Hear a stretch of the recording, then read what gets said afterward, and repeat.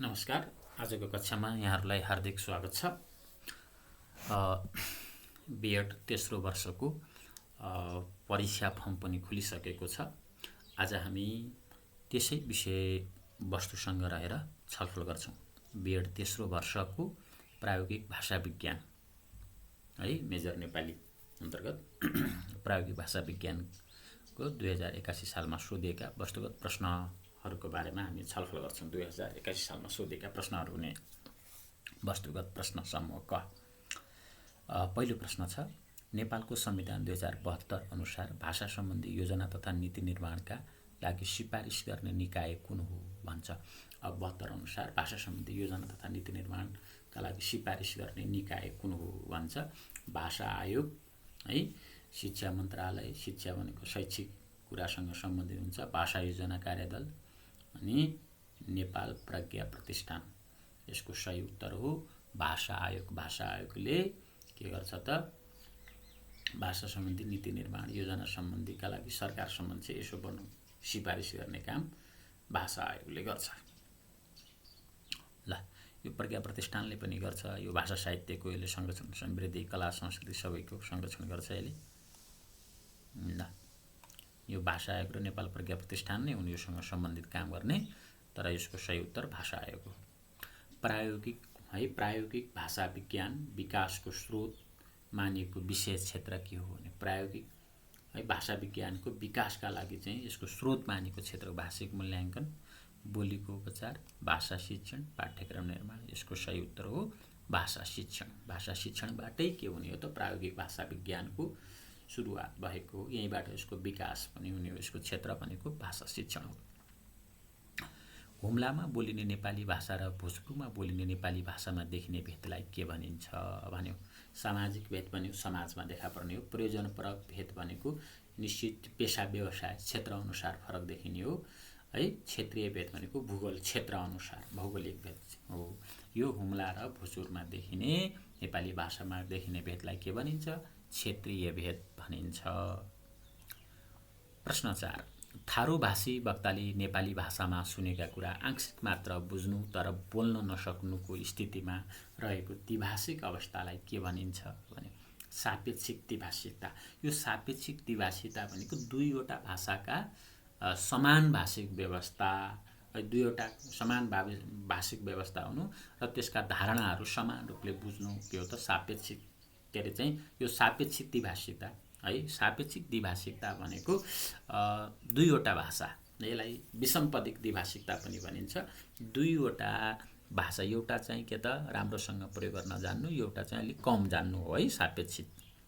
मैले अघि संयुक्त द्विभाषिकताको कुरा गर्न खोजेछु है। निरपेक्ष भनेको दुईवटा, यो सम्पदिक पनि हो, दुईवटा स्वतन्त्र भाषा, दुईवटा भाषालाई स्वतन्त्र रूपले प्रयोग गर्न सक्नु, उत्तिकै जान्नु भनेको। संयुक्त द्विभाषिकता भनेको समान भाषिक व्यवस्था भएकाहरूले धारणा समान रूपमा बुझ्न सक्नु, संयुक्त रूपमा बुझ्न सक्नु है। संयुक्त भाषिकता है, दुई भाषाको अर्थव्यवस्था समान भएको व्यवस्था नै के हो त संयुक्त द्विभाषिकता हो है। यसको बुझाइको धारणा चाहिँ भाषामा भएको बुझाइको धारणा चाहिँ के हुन्छ त स्तर चाहिँ एउटै हुन्छ। प्रारम्भिक द्विभाषिकता भनेको यो पहिला सिक्दै गरेको अवस्था, एउटा भाषालाई अर्को लक्ष्य भाषा सिक्दै गरेको अवस्था। यो सुनेको आंशिक मात्र बुझ्नु तर बोल्न नसक्नुको स्थिति के हो त यो हो। सिक्दै गरेको बेला आंशिक बुझ्न सक्छ, बोल्न सक्दैन, त्यो भनेको प्रारम्भिक द्विभाषिकता, सिक्दै गरेको अवस्थाको द्विभाषिकता। 4 को सही उत्तर प्रारम्भिक द्विभाषिकता। 5, बाल भाषा विकासमा भाषालाई सम्प्रेषणीय रूपमा उपयोग गर्ने पहिलो कार्य कुन हो? बाल भाषा विकासमा भाषालाई सम्प्रेषणीय रूपमा उपयोग गर्ने पहिलो कार्य कुन हो है। अब बाल भाषा विकासका चाहिँ चरणहरू छन्। हामी पूर्ववर्ती र उत्तरवर्ती चरण भनेर विकास गरेका के अरे चाहिँ विभाजन गरेर अध्ययन गरेका छौँ होला है। अब पहिलो चरण है, रुनु, कराउनु, पुज्नु, तुताउनु, एक शब्दे बोली, दुई शब्दे बोली, दुई शब्दे है, यहाँ दुई शब्दे बोली है हो। यसरी उत्तरवर्ती भने चाहिँ विद्यालयको त्यो के अरे उत्तरवर्ती चरण भनेको विद्यालय पूर्वको उमेर र विद्यालय पछिको उमेर भनेर यसरी विभाजन गरिएको छ। बाल भाषा विकास सम्प्रेषण रूपमा उपयोग गर्ने एक शब्द वाक्य हो। यो बेला चाहिँ हामी उनीहरूको सन्दर्भ अनुसार उनीहरूको के त भाषा उनीहरूले प्रयोग गरेको कुरालाई सम्प्रेषण गर्न सक्छौँ। जस्तै चिची भन्यो भने हामी मासुलाई, पापा भन्यो भने खानेकुरा, नाना भन्यो भने लुगा हो, त्यहाँबाट हामी सम्प्रेषण गर्न उनको कुरालाई चाहिँ बुझ्न सक्छौँ। त्यसरी एक शब्द वाक्यको प्रयोग के हो त यसको सही उत्तर। एक शब्द वाक्य चिची, पापा, नाना, आहा यस्ता कुरा प्रयोग गर्छन्। 6 शैली विज्ञानमा बाह्य समानान्तरताले केलाई जनाउँछ भन्यो। शैली विज्ञानमा बाह्य समानान्तरता, शैली विज्ञानका दुईवटा बाह्य र आन्तरिक दुईवटा समानान्तरता छन्। आन्तरिक भनेको अर्थमा चाहिँ उस्तै अर्थ दोहोरिने अर्थ दोहोरिएको हुन्छ है। बाह्यमा भनेको त्यसमा चाहिँ बाह्यमा वर्ण दोहोरिएला, वाक्य दोहोरिएला, पुनरावृत्ति हुने है। अब के हुन्छ त, विचारको सादृश्य, अर्थगत विचलन, अर्थगत समानान्तरता आन्तरिकमा हुने हो। वर्णगत आवृत्ति, वर्णहरू आवृत्ति हुन्छ बाह्य समान्तरा। पुणे प्रसास प्रसाई, पन्जाब पुगेर 5 पैसा पठायो भन्यो है, वर्णको आवृत्ति हुने, वर्णगत आवृत्ति। अब प्रश्न 7 6 को सही उत्तर घ। प्रश्न 7 व्यतिरेकी विश्लेषणको उपयोगिता के हो। व्यतिरेकी विश्लेषण भने के हो त, दुईवटा भाषाको समानता असमानताको अध्ययन गर्ने काम गर्छ। लक्ष्य भाषाको सहज सिकाइ, समानता असमानता छुट्याउने हो, यसले यो पनि गर्छ। लक्ष्य भाषा सिकाइको कठिनाइको पूर्व अनुमान, लक्ष्य भाषा पूर्व अनुमान पनि गर्छ। लक्ष्य भाषाप्रति विमुख, यो चाहिँ भने विद्यार्थी सिकाइप्रति रुचि पहिचान अलिअलि मिल्छ। यो सही सबैभन्दा मिल्ने लक्ष्य भाषा सिकाइका कठिनाइको पूर्व अनुमान। व्यतिरेकी विश्लेषण भयो भने दुईवटा समानता असमानता गर्छ, अनि यो भाषाको लक्ष्य भाषा जो सिक्दै गरेको भाषामा यो खालको कठिनाइ छ भनेर हामी पूर्व अनुमान गर्न सक्छौँ। त्यसकारणले 7 को सही उत्तर लक्ष्य भाषा सिकाइका कठिनाइको पूर्व अनुमान। 8 सिकारुमा रहेको स्रोत भाषा र लक्ष्य भाषा बीचको विकासशील अवस्थालाई के भनिन्छ। सिकारुमा रहेको स्रोत भाषा र लक्ष्य भाषा बीचको विकासशील अवस्थालाई के भनिन्छ। स्रोत भाषा र लक्ष्य भाषा, अब है स्रोत र लक्ष्य भाषा, सिकारुमा रहेको स्रोत भाषा लक्ष्य भाषा बीचको विकासशील अवस्थालाई, विकासशील अवस्था भाषा स्रोतका आधारमा दुईवटा छन्, अन्तर्भाषिक र भाषान्तरिक। अन्तर्भाषा भनेको फरक भाषा, भाषान्तरिक भनेको भाषाभित्रै सिकाइ स्थिरीकरण परिवर्तित मानसिकता। यो क र ख यसको हो, तलको तपाईहरुलाई चाहिँ खाली थपिदिएका विकल्पहरू हुन्। अन्तर्भाषा भनेको फरक फरक भाषा, स्रोत भाषा भने एउटा लक्ष्य फरक भइहाल्यो, त्यसकारणले विकासशील अवस्थालाई के भनिन्छ भनेको अन्तर्भाषा भनिन्छ, फरक फरक भाषा। 8 को सही उत्तर क। 9 भाषाको निश्चित भेदलाई मानक भाषाका रूपमा मान्यता प्रदान गरिनु कस्तो योजना हो भन्छ। अब प्राय जसो भाषाका योजनाहरू स्तरगत योजना र संरचनागत योजना छन् है। तल तपाईहरुलाई स्वरूपगत योजना र मानक योजना, अलि स्वरूपगत संरचनागतसँगै मिल्छ। मानक भनेको मानक सबैले मानेको भन्ने अलि स्तरै अन्तर्गत मिल्छ। तलका दुईवटा अप्सन चाहिँ तपाईहरुलाई विकल्प चाहिँ माथिकैसँग मिल्दाजुल्दा हुन्। तर स्तरगत योजना र संरचनागत योजना, अब स्तरगत योजना भनेको के हो भने भाषाका भेदहरूलाई जो राम्रो, जस्तै नेपालको पूर्वेली भाषालाई चाहिँ के त स्तरीय भेद मानेको छ, त्यसलाई चाहिँ मानक भाषाका रूपमा प्रयोग गरिएको छ। त्यसलाई मानक भाषाका रूपमा चयन गर्ने के त स्तरगत योजना हो।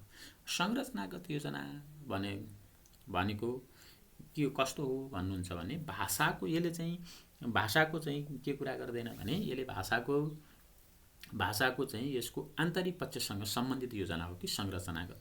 स्तरगत बाह्य पक्षसँग हो भने यसका संरचनागत यसको लेखन पद्धति व्याकरणको विकास गर्ने आन्तरिक कुरा चाहिँ गर्छ, आन्तरिक स्वरूपको कुरा गर्छ यसले है। शब्द भण्डार, कोश निर्माण, व्याकरण निर्माण इत्यादि कुरा संरचनागत यो आन्तरिक पक्षसँग हुन्छ। स्तरगत भनेको बाह्य पक्षसँग योजना नीति बनाउने कुरासँग बढी सम्बन्धित हुन्छ हो।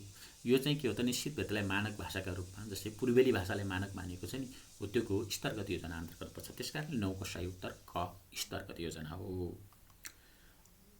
10 नेपाली भाषामा शब्द र अंग्रेजी भाषामा अर्थ दिएको कोषलाई के भनिन्छ। नेपाली दुईटा भाषाको प्रयोग हो, नेपाली र अंग्रेजी। अब के भयो त यो व्युत्पत्ति परक कोष हो होइन, एकभाषी हो होइन, दुईटा भाषा आइसक्यो, बहुभाषी हो दुईभन्दा बढी भयो होइन, कस्तो हो त द्विभाषी कोष हो। 10 नम्बरको सही उत्तर घ द्विभाषी।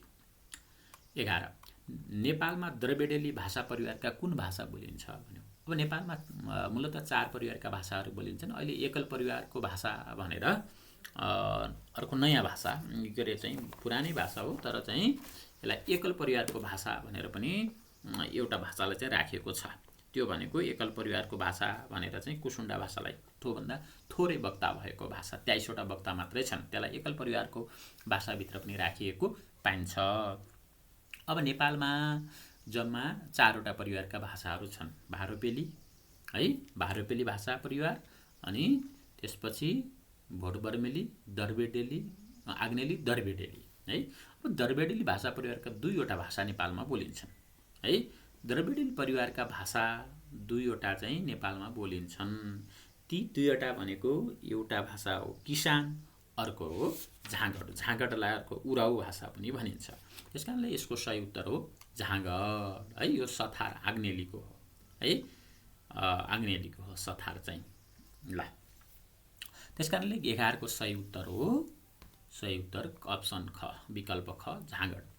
12 शब्दकोशको उद्देश्य भागमा राखिने सूचना कुन हो भन्यो। अब शब्दकोशको उद्देश्य भागमा राखिने सूचना, शब्दकोशको चाहिँ दोस्रो चरण अन्तर्गत उद्देश्य र विधेय छन् है।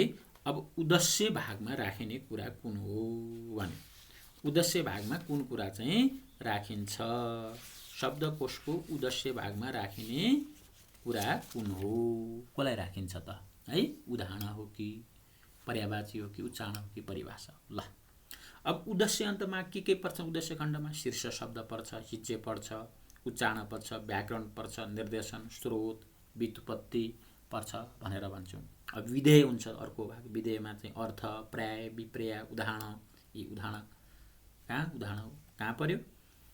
उद्देश्यमा उदाहरण, बीजक, विवृत्ति, उखान टुक्का कहाँ पर्छन् उद्देश्यमा। त्यसकारणले शब्दकोशको उद्देश्य भागमा पर्ने कुराको हो त यसको विकल्प ख, उच्चारण हो। 13 दोस्रो भाषा सिकाइको प्रकृति कस्तो हुन्छ। दोस्रो भाषा सिकाइको प्रकृति। पहिलो भाषा त हामी आफसे आफ सिक्छौँ, घर परिवारबाटै, समाजबाटै। दोस्रो भाषा सिक्नका लागि हामी विद्यालय जानुपर्छ, इन्स्टिच्युट जानुपर्छ। अहिले जापानिज, कोरियन भाषाहरू सिक्नेहरू कहाँ जान्छन्, इन्स्टिच्युटहरूमा जान्छन् है। त्यो स्वस्फूर्त हुँदैन, त्यो पहिलो भाषा हो। अनिवार्य पनि हुँदैन। हामी आफ्नो विभिन्न आवश्यकता परिपूर्तिका लागि, रोजगारीका लागि, कमाउनका लागि, ज्ञान हासिल गर्नका लागि सिक्छौँ। अनिवार्य पनि हुँदैन, अनौपचारिक पनि हुँदैन। त्यसको सही उत्तर दोस्रो भाषा सिकाइको प्रकृति औपचारिक प्रकृतिको हुन्छ। 13 को सही जवाफ क, औपचारिक। 14 लेख्य सङ्गठनलाई मुख्य विशेषता को। लेख्य सङ्गठन हाउभावको प्रदर्शन हुन्छ।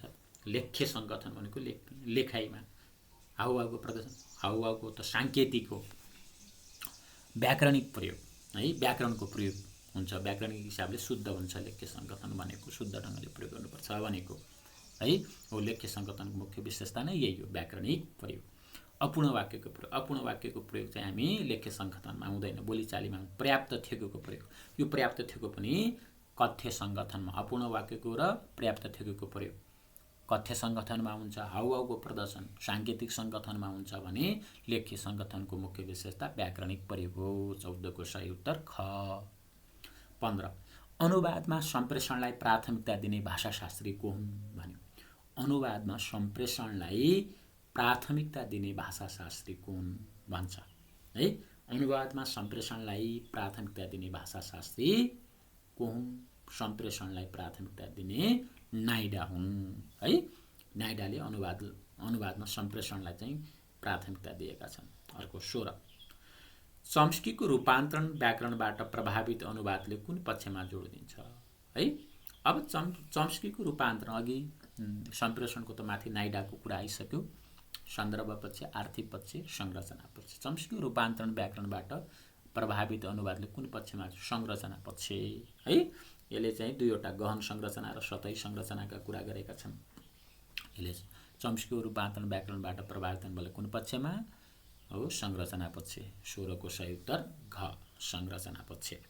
17 कुन वाक्यमा संयोजन सम्वर्धकको प्रयोग भएको छ। कुन वाक्यमा संयोजन सम्वर्धकको प्रयोग भएको छ है। संयोजन सम्वर्धक, सम्वर्धक है। अब सम्वर्धन र सम्वर्धक, संयोजकको काम कसले गरेको छ भनेको हो यहाँ। कुन है, सर्वनामिक सम्वर्धक, संयोजन सम्वर्धक है हो, यस्ता छन्। त्यो मध्ये अब हेर्नुहोस्, अब सम्वर्धकको काम भनेको जोडकको काम हो। 2 वाक्य उपवाक्यले जोड्ने काम गर्छ। अब संयोजन हो, यो संयोजन दुईटा वाक्यलाई कसले जोडेको छ हेरौँ। शिक्षक विद्यालय गए पनि शिक्षार्थी गएनन्। हामी भोलि पढौँला, यहाँ एउटै वाक्य छ, छैन। ऊ आजै घरबाट आएकाले त्यहाँ जान्न है। यस वर्ष धेरै पानी पर्यो। लिनुहोस्, अब यसको सही उत्तर हो अप्सन क। शिक्षक विद्यालय गए एउटा, शिक्षार्थी गएनन् दुईटा। यो पनिले जोड्यो, संयोजक भयो पनि। अब शिक्षक विद्यालय गए पनि शिक्षार्थी गएनन्, यो भनेको संयोजन सम्वर्धक हो है। 17 को सही विकल्प क। ल 18 कक्षा 7 को नेपाली किताबमा आधारित भई बनाइएको कोषलाई के भनिन्छ? कक्षा 7 को नेपाली किताबमा आधारित भई बनाएको कोष व्युत्पत्ति कोष होइन, शैक्षणिक कोष है, मानक शब्दकोश, सन्दर्भ प्रकोश। यो भनेको सिकाउन 7 कक्षाका नेपाली किताब सिकाउनका लागि बनाएको कोषलाई शैक्षणिक कोष भनेर भनिन्छ। यसको सही उत्तर 18 को सही उत्तर ख। कुन कारणले भाषामा पेशागत रूपमा भाषिक भेद सिर्जना हुन्छ? कुन कारणले भाषामा पेशागत रूपमा भाषिक भेद सिर्जना हुन्छ? पेशाका हिसाबले डक्टरको क्षेत्रको त्यो खालको, शिक्षा क्षेत्रको त्यो खालको है, अनि कानुनका क्षेत्रको त्यो खालको कुन कारणले हुन्छ? यो यस्तै केही न केही आधार माथि पनि आइसकेको छ। ऐतिहासिक भनेको कालक्रमिक हिसाबले आएको कोष हो, इतिहास बोकेको। भौगोलिक भनेको निश्चित भूगोल, बोधगम्य भनेको यो सही उत्तर हो। यसको प्रयोजनपरक है, पेशागत रूपमा बाँडेको प्रयोजनपरक कोष हुन्छ। कानुनमा एक किसिमका शब्दको प्रयोग हुन्छ, स्वास्थ्यमा एक किसिमका क्षेत्र शब्दहरूको प्रयोग हुन्छ। त्यसको प्रयोजनपरक अनुसार चाहिँ पेशागत रूपमा किसानका एउटा आफ्ना हुन्छन् हो। त्यसकारणले 19 को सही उत्तर विकल्प घ, प्रयोजनपरक। दिन ढल्दैछ भन्ने वाक्यमा कस्तो विचलन भएको छ? उच्चारणगत विचलन भनेको ध्वनिगत विचलन पनि भन्छ यसलाई। उच्चारणगत ध्वनि अनुसार हुने विचलन है। कसले पढ्छ भन्यो भने पर्छ भन्छ भने त्यो उच्चारणगत त्रुटि हो। पढ्छ है, त्यो पर्छ भन्नु। व्याकरणिक भनेको व्याकरणिक हिसाबले अशुद्ध, व्याकरणमा के अरे शुद्ध न है। जसै सीता आइन् हुनुपर्ने सीता आयो भनिदियो भने त्यहाँ व्याकरणिक विचलन भयो। आर्थी भनेको अर्थमा विचलन हुने, अर्थमा चाहिँ फरक बनाउने, अर्थको अनर्थ हुने। कोशीय भनेको कोषमा हुने विचलन है। कोशीय भनेको कोष शब्द, कोषमा शब्दमा है। एउटा शब्दको चाहिँ जस्तै भन्छ, जस्तै फुल भनेको ठाउँमा फुलारू भनिदियो। शब्दकोशमा पनि समावेश नभएका लेखकले आफ्नै शब्द प्रयोग गर्नु भने कोशीय विचलन हो। आर्थी भनेको अर्थतात्त्विक विचलन है। दिन ढल्दैछ, अब दिन ढल्दैछ भन्नुको अर्थ चाहिँ के हो त? अब दिन त ढल्दैन है। दिन चाहिँ बिस्तारै अर्थ एउटा शब्दले वास्तविक जे भन्न खोजेको त्यस्तै नभइकन दिन त ढल्ने कुरा हुँदैन। दिन बिस्तारै चाहिँ साँझ पर्दैछ भन्न खोजेको, त्यो भनेको आर्थी विचलन हो। 20 को सही विकल्प अप्सन के हुन्छ? त्यो ग हुन्छ, आर्थी विचलन। धन्यवाद। बिएड तेस्रो वर्षको परीक्षा फर्म खुलिसकेको छ। अब तपाईहरु परीक्षाको तयारीमा हुनुहुन्छ। यो भिडियो हेरिसकेपछि तपाईहरुलाई धेरै हदसम्म राहत पुग्नेछ। तपाईहरु हाम्रो हौसलाका लागि पनि यो च्यानललाई सब्स्क्राइब, शेयर, लाइक, कमेन्ट गरिदिनु होला। हस्त धन्यवाद। र आगामी दिनमा पनि कस्तो भिडियो चाहनुहुन्छ त्यस्तै प्रतिक्रिया दिन नभुल्नु होला। आजलाई यति नै। हस्त धन्यवाद।